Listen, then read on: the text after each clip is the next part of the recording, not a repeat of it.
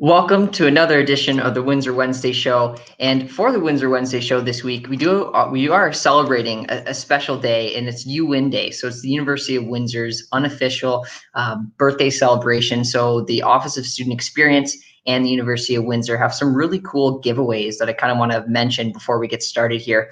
So the first one, all you have to do, snap a photo in your Lancer gear and use the hashtag Windsor Wednesday and tag UWin Student Experience on social media, and you'll be entered into a draw to win 6 months free of Spotify Premium. So a great giveaway for students looking to enjoy music or podcasts during the school year. Our next giveaway is a daily news trivia contest. It just got released this morning, so please check it out, and you'll be entered into a draw to win an Ember Smart Mug. So it's a heated mug. Definitely recommend checking that out. And just since we went live, we're also launching 15% off of regular price apparel in the bookstore. So use the code UWinProud, check that out. And to wrap up all the festivities for today, we're also doing an epic bingo contest where you have a chance to win over $1,000 in prizes. So please check that out. And thanks for watching today's Windsor Wednesday show. All the details can be found at uwindsor.ca/student-experience/proud. And to get started with our guests, we have the top right, we have Jason Melo. Jason Melo is an alumnus of the Bachelor of Commerce program, and currently he's also the CEO at Baker Tilly Trillium, located in Windsor, Essex. So glad to have Jason on the show here. Down below, we also have Christopher Fletcher. Christopher is a current MBA student and also a former D1 tennis player who studied at George Washington University, and he's also currently the project manager coordinator for Developer Student Club at UWindsor. So great portfolio, great active student in the community. Glad to have Christopher on the show. And down below, we also have Sheri Lowrie. Sheri Lowrie is a student recruitment officer, and she also graduated from the University of Windsor with a Bachelor of Arts, English Language, and Literature. She was also the UWindsor United Campaign co-chair, United Way campaign co-chair, and she's also a fabulous TikTok creator and influencer, posting each week a bunch of blue and gold videos to show her spirit. So glad to have you on the show today, Sheri. So to kick things off, we'll start with Sheri. I'm curious to know, in what ways has COVID-19 played a role in the University of Windsor's recruitment process? Oh, yeah, of course. We actually just came off of a really great weekend where we hosted a virtual open day. So there were over 2,000 students, or participants, I should say. I can't say that they were all possible students, but over 2,000 people had registered to attend our event. So how that event worked was, after they logged on, they were able to go into an auditorium where they could see live presentations, have some conversations or some video recordings of certain things that they were interested in, whether it was faculty or service areas. They could also go into an exhibit hall where we had all of our booths kind of set up, just like if you were to go into an exhibit hall, you had your booth, and then at that booth, you could talk to a different program. And there were faculty or staff or people like me on the other side of that webcam and on the other side of the keyboard. So giving you as much of a real life person experience in that virtual online platform. And then we try to have fun too. And we had our Lancer Lounge, and in there you could learn how to do a TikTok dance, which was my favorite. There was also the origami paper rose if you needed to take a break, and we showed you how to make a rose because Windsor's the Rose City. We had student ambassadors and rapid fire questions with them. So, these students could feel like they were connecting with students. So it was a really great Saturday to spend on a virtual platform, and we're going to host one again. So there is going to be another one coming up in November. So that will kind of replace our fall open house, where we would have generally invited students onto campus. So that will be happening coming up in mid to late November. Dates and all of that is going to be finalized and out on our website soon. So students and parents can start to register for that day. And then usually this time of year, the other recruiters and myself, typically we would have been hitting the roads. We would have been traveling all around Ontario, visiting high schools, visiting colleges, and really having conversations with students So we have had to pivot. We've had to change what that looks like.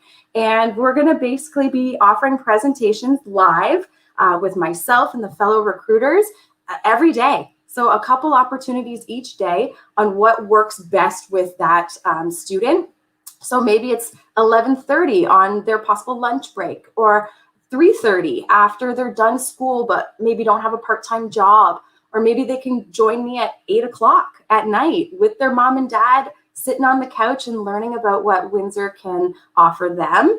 So we've really had to just shift and move into meeting students where they're at, and they're online. So we really want to be available in however that looks. So if you are a student out there thinking about the university, there are friendly people like me smiling and waiting to have great conversations with you. So you just need to book a virtual coffee chat, sign up for a presentation, whatever it is that works best for you. I will talk to you on whatever platform works well. So the easiest way to find out how to see our processes in this online capacity is on our website, so uwindsor.ca, and click on Future Students. So that's kind of how we pivoted and shifted to doing a recruitment process in a virtual platform. Yes, lots of exciting things are happening, and I can imagine many students coming into university for the first time are so appreciative of the flexibility that your office and your team has been working with. So we do appreciate that. Thank you for sharing, Sheri. So Jason, you completed your Bachelor of Commerce at the Odette School of Business at the University of Windsor. How has this helped you in your current role being CEO and managing partner for Baker Tilly? Yeah, thanks, London. First, I guess before even getting into that, just to touch on Sheri's point, we just held our national conference across the country of Baker Tilly, and it was a virtual conference, clearly. And a lot of the, a lot of the structure and the things that Sheri was mentioning, we did just that. Whether it be breakout sessions on the technical side of things, or just a lounge for people to just interact. So that is, that is 100% relevant. Is transitioning into the workplace. So I can commend the University of Windsor for doing that, because it sounds almost like the exact same platform that we just used. And it was very, very well received by everybody across the country. So kudos to Sheri and the team for that. Yeah, so as far as my experience in the Odette School of Business, I mean, I was a co-op education student as well. And getting into the co-op program, I wasn't when I registered with the university. They actually approached me. I don't know what criteria they were using, but they actually approached me to enter into the program. I think it was either late first year, even early second year, to enter into the program. So again, them taking a proactive approach and bringing me into this program, and that really helped to propel me forward and get me into the workplace. Going through the 3 cooperative education terms in the public accounting field really kind of prepped me for, and I would say gave me the upper hand moving forward to get exposed to certain things other students wouldn't otherwise be exposed to. The whole experience was great. I mean, from the professors to the student experience, I do feel that, getting that core knowledge and understanding of those introductory concepts is incredibly key. I also, to your point about Chris as well, I also played 4 years varsity hockey at the University of Windsor, so I know what that's about, and I think that definitely, I'm sure Chris will touch on this at some point, but it definitely helped with the role that I currently have. I mean, you're on the ice, 5, 6, 7 days a week, exercising on top of having a full course load. It's definitely difficult and challenging, and it teaches you all those things, right? Self-discipline, dedication, determination, all those things that definitely help in the role that I have, because you find yourself, being in an executive position. I mean, your inbox is always full. There's, at least, there's 50 things every day that need to be addressed or done. And there's a lot of priorities and deadlines, and, managing your time is key. So that whole experience definitely helped me get to where I am today. Excellent. Thank you for sharing, Jason. I do appreciate that. And I imagine you and Chris have a lot in common, being both student athletes and having a balance between school and education and sports. So I appreciate you sharing. Thank you. Christopher, so you joined us. You originally studied at George Washington. Now you've transitioned over to the University of Windsor, where you're completing your MBA. What did your experience being a student athlete in the United States? How did that help you prepare for your MBA at the University of Windsor? Yeah, for sure. Well, first off, thanks, Jason, for giving a little preview of what I was going to talk about. Yeah, I mean, I think it could probably talk like 15, 20 minutes about my experience, but I mean, I'll condense it into like 3 points. I mean, first one, I think is time management. And like Jason said, like 35, 40 hours a week, pretty much a full-time job, whether it be, on the court training, fitness training, traveling for matches, playing in the matches itself. And then, you're rolling out of the van at 11 or 12 at night. And then, you have an exam the next morning at 9 o'clock, right? So it's really about time management, really put, assessing your priorities, right? Making sure, if you have a big weekend coming up, right? Getting your work done as soon as possible. And I think the biggest thing besides that is sacrifice, right? Maybe on a Saturday night, right? Your teammates want to go out partying or just want to chill on the sofa, right? And some of those experiences, those are things you have to sacrifice because, when you're a student athlete, you have 2 priorities, right? Priority 1 is school and priority 2 is the sport that you're playing. So in terms of transitioning to the MBA program, the programs, it's a 2-year curriculum, but they condense it into 14 months. So basically shaving off 1 month off a regular semester. So once again, right, really putting those time management skills and sacrifice to the test. I'd also say drive and work ethic, right? I mean, we were part of a team, right, in university. So we pushed one another to be better.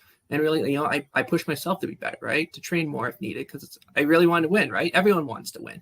So I think it's really that extra drive from my tennis career that really pushed me to take on like additional side projects or side gigs during my time in the MBA. And I think the final point is really that fear of failure and uncertainty. I mean, look at everyone wants to win, right? Everyone wants to be a perfectionist, right? But at the end of the day, sometimes you're going to lose and, but the thing is, right, you can't be afraid. So in terms of tennis, you can't be afraid of losing to someone lower ranked than you. But on the flip side, you can't just throw in the towel right away to someone that, that's way higher ranked than you. So applying it to the MBA, I'll use accounting as an example, right? Going in, I'm like, I've heard horror stories about accounting and all that, but you just have to accept that you aren't going to be perfect, right? And you just really need to try your hardest and your best to succeed, no matter the circumstances. And in the end of the day, sometimes like both sides of the balance sheet didn't equal one another, but I gave it all that I could, and at the end of the day, I was happy with what I got out of it. So Christopher, would you recommend that other students do somewhat a similar path that you did, getting involved with sports or some type of club on campus?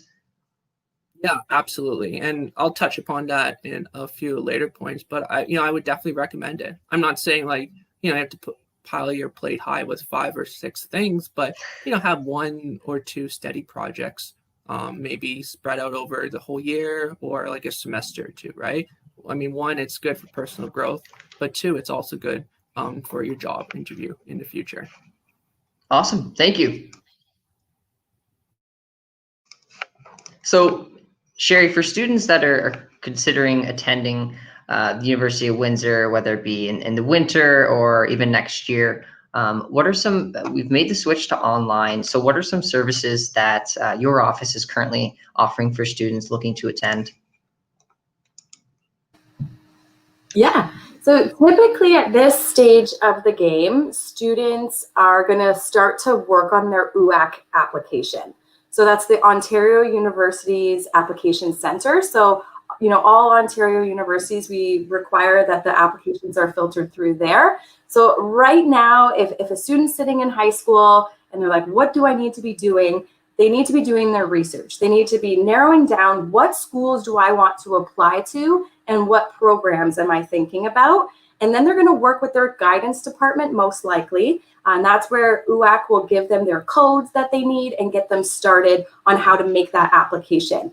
UWAC also does a really good job at putting out videos and some tutorials on how to go through that application, as it does cost money and you want to do it right. So I do encourage students to be working with their guidance and working with UWAC to get those applications ready. They do have until January to apply, but at this point in October, you're starting to think about applications. Then the other side of that is, what programs do you want to even consider? So having conversations with people like me, attending these types of virtual open houses, and whatever the universities you're thinking about going to, attending what they're offering and having conversations, that's kind of the best way. Like, utilize our resources, our online view book, those virtual chats. I'm somebody who knows a little bit about a lot of things. So I'm a really good person that you would sit down and say, oh, I'm thinking about social work, but I don't know, I really love music, but part of me wants to be an engineer, maybe business. And I can kind of pull out some things from that conversation and help steer you in a direction of, go have more conversations here. So I'm a good liaison between you as the student and the university to try and get those questions answered. So really just utilizing people and trying to talk to people and have conversation, attend events, sign up for information, because you can't just come to campus. We are hoping, we do have a return to campus plan. We hope to be offering campus tours in the coming weeks. We'll see how that goes. We want to be sure that we're safe for everyone. But so starting to go on virtual campus tours in the meantime, right? So just doing things that are starting to help you explore what programs are out there so you can make those applications by January. Excellent. Thank you, Sheri. And for many students, like even myself, it's so hard to figure out exactly what you want to go into and pursue. So Sheri's definitely a good resource to reach out to, and I recommend that students do reach out to her. So I appreciate that. So speaking of finding what you're interested in, Jason, you're practicing accounting and you're CEO and managing partner at Baker Tilly. When did you first realize that accounting was your stream? Yeah, so I think it was probably after my first co-op term that I solidified that decision. I would say, I mean, I did declare or move into the accounting stream late.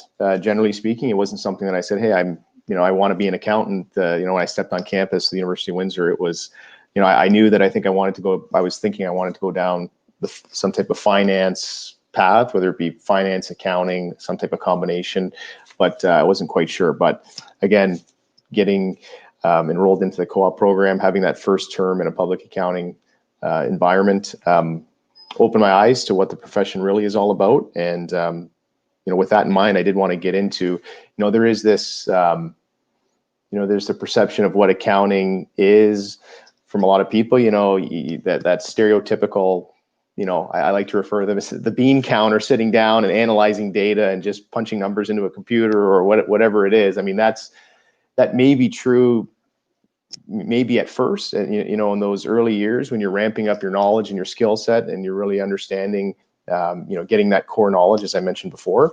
But once you move on for the first 3 to 5 years and getting into some type of managerial role, it's not about that at all.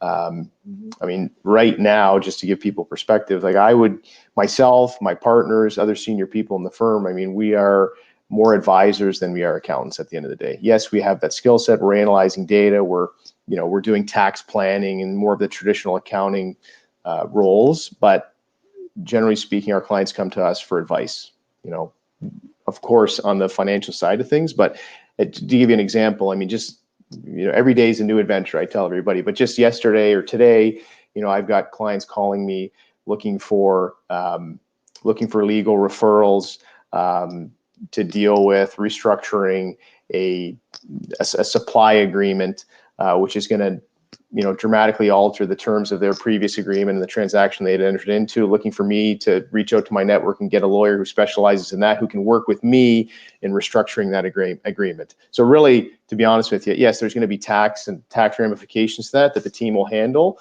but for the most part, it's on the business side looking for advice. We also have another client of mine going to market looking for an investor. So again, reviewing that presentation, sitting down with the prospective investor, walking them through, yes, the numbers, but more on the advisory structuring side. How do we bring in this investor? What does that look like? Is it work on the business side as well as the financial side to the current owners? On the more traditional side, we have an intricate, complicated succession plan going on from first to second generation. We're talking, a $50, $60 million operation, multiple kids involved, some active, some non-active, sitting down like I am scheduled to sit with the family. This is what we do, right? Sitting at the dinner table, advising, getting, understanding the family dynamic, what that means, how it's going to work together. So it is a lot more than just sitting in front of a computer, putting numbers in, analyzing data and getting an answer, or doing some filing tax returns, personal, corporate, or otherwise. Also, just right now, I have a couple calls scheduled today to deal with a purchase and sale transaction for a large greenhouse operation. So it's very much, and that's where the profession's going with technology and artificial intelligence coming into the profession. Accountants will be more of advisors in the future versus that traditional bookkeeping accounting role.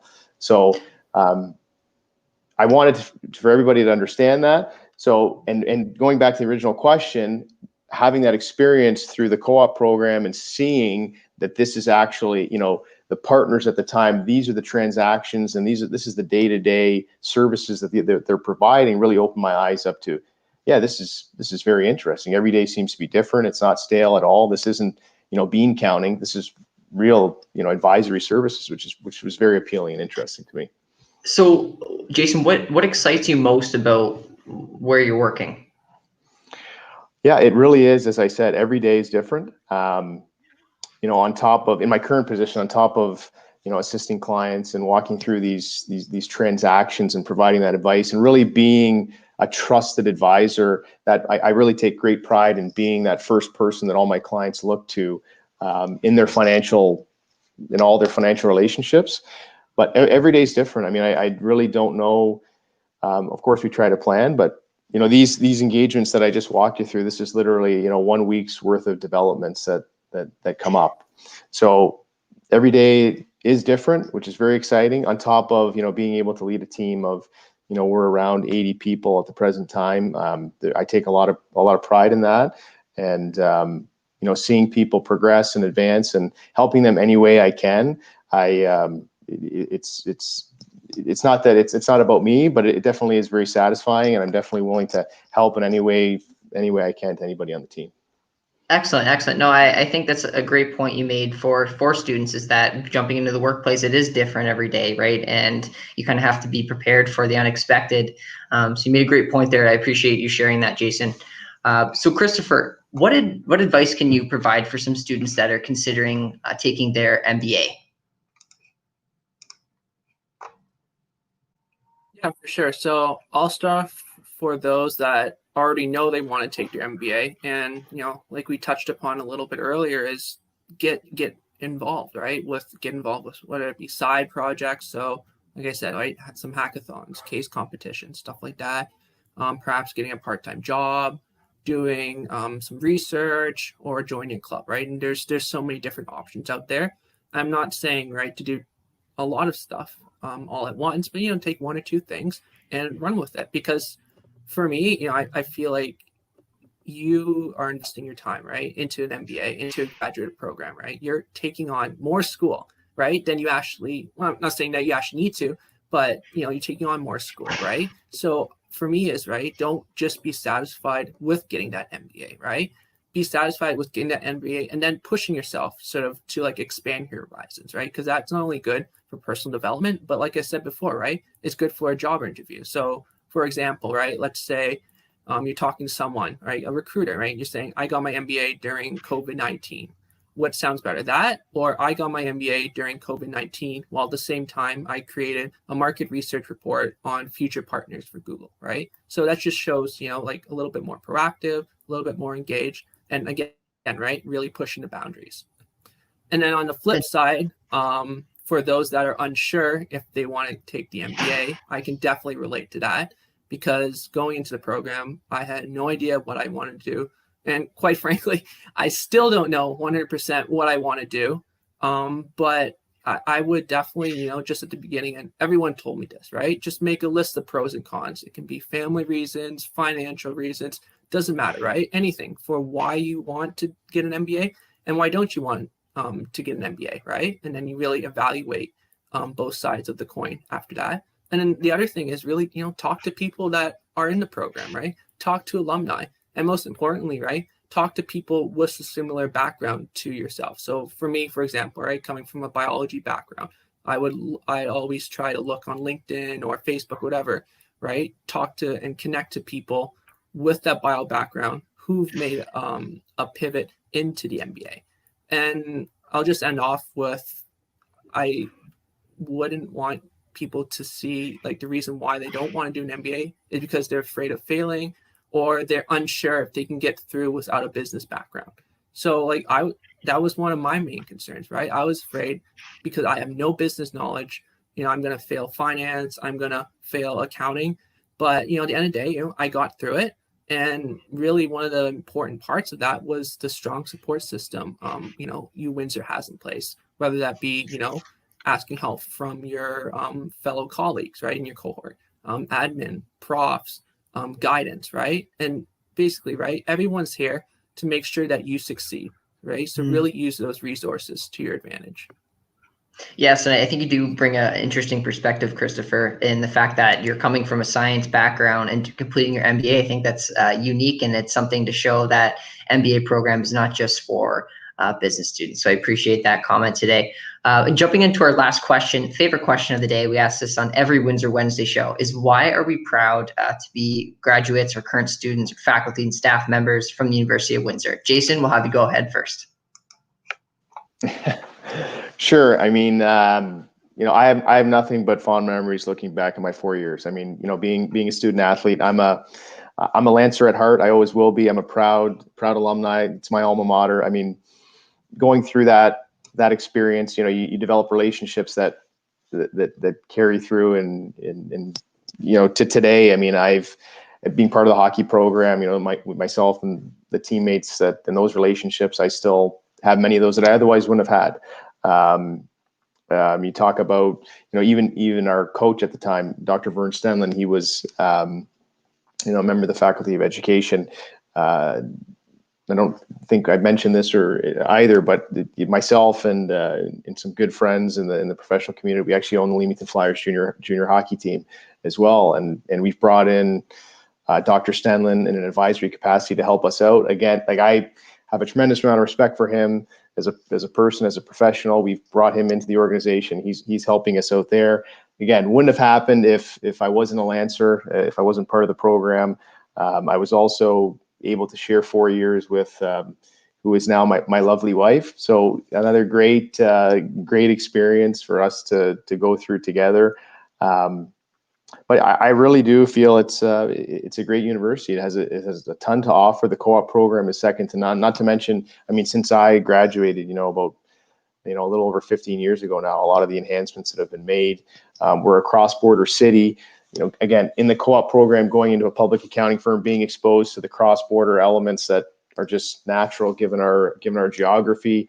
It's a great added bonus. So yeah, and to hear Sheri and what they're doing, and it seems that they're continuing to be cutting edge and really looking out for students and their best interests and doing everything they can. It's great to hear. So I'm a very proud supporter of the University of Windsor. Always will be. Thank you, Jason. That's excellent. I'm glad you built your hockey community and you've brought in some Lancer coaches and staff to help you with your team. You've met your wife. That's incredible. Excellent. Thank you for sharing. Christopher, why are you proud to be a student at the University of Windsor? Yeah, for sure. I mean, I think, and Sheri and Jason both touched upon this. One of the big things is community. I mean, I came back from my 4 years in DC, right? I only had really high school friends, right? I didn't really have time over the summer because I was still training, playing tennis. So for me, going to UWindsor, it was pretty much like someone starting the first day of elementary school, right? I mean, it was completely new surrounding for me, completely new setting. But really, even before the program, right? Just getting into the program, I had some really helpful chats with, like Kevin Hamilton, Lisa Franson, for example, during the program, right? A lot of, like I mentioned before, admin, profs helped me out. So it's really that tight-knit community that, the UWindsors make, and how people are always willing to help me, give me advice, give me career advice. If I have like project ideas, right, that I run by somebody, right, there's always been someone at the U that's always been behind me, that's always had my back, and that's always willing to lend some time to help me out. And then the other thing is really, defining expectations. We hear it a lot of times, right? Like Mac or U of T or Ivy, right? I think it's easy sometimes to look down on UWindsor compared to those heavyweights, right? And I think for some people, I'm hoping not many people, it can impact their experience here. But I think what people have to understand is, first off, right, like my mom always says, grass isn't always greener on the other side, right? And I think people really have to look at the change makers, right? And what has become of the people that have graduated out of UWindsor, right? I mean, for example, like look at who we have on the call here, and look who else, like Noah Campbell, Aislinn Lauren, right? Yvonne Pilon, Ryan Donnelly, Lisa Porter, who just made, United to College, UWindsor, and some of the hospitals, right, to create WeSpark, our health research hospital, right? There are so many people out there, and there's just so many success stories that, and they could have gone elsewhere, but, they really stayed in Windsor. They not only to grow Windsor, but also grow UWindsor. So, I know I haven't been here as long as, Sheri or Jason, but I'm really enjoying my year here at UWindsor. I'm glad the University of Windsor was a great, it really helped you moving from the States and helped you build community and really make you feel like home. So thank you for sharing, Christopher. Sheri, you're definitely UWinProud. We see it on TikTok with your videos about blue and gold. Why are you UWinProud? To be honest, if I wasn't University of Windsor proud, what would I be? Like, I just can't even think of the alternative. I am all about being the best version of myself that I can be. Like, I always want to be learning and growing and showing kindness out in the world. So to not be proud of my university, that just doesn't fit within who I am. So I had a great experience at UWindsor. It may have been 20 years ago that I was in first year, but I'm still having a great experience now in my career. Like, I am blessed and grateful for the opportunities that I have had in my undergrad and in my career. Like, this place, it is something special, and it might not be the right fit for everyone. But for those that it is the right fit, they will feel it too. It is about this community that we can't even pinpoint exactly what makes it special. We just all feel it. So I believe that at Windsor, you can be a change maker. You can have a global impact, and you will be Windsor proud. So yes, what a great way to wrap up today's conversation, Sheri. And we can definitely tell how proud and energized you are by just being a student who studied here and now being a staff member. It's great. We really enjoy seeing how energetic you are with University of Windsor and how proud you are. So I appreciate that. And for those watching and the guests joining me today, thank you for your time, and we'll see you next week.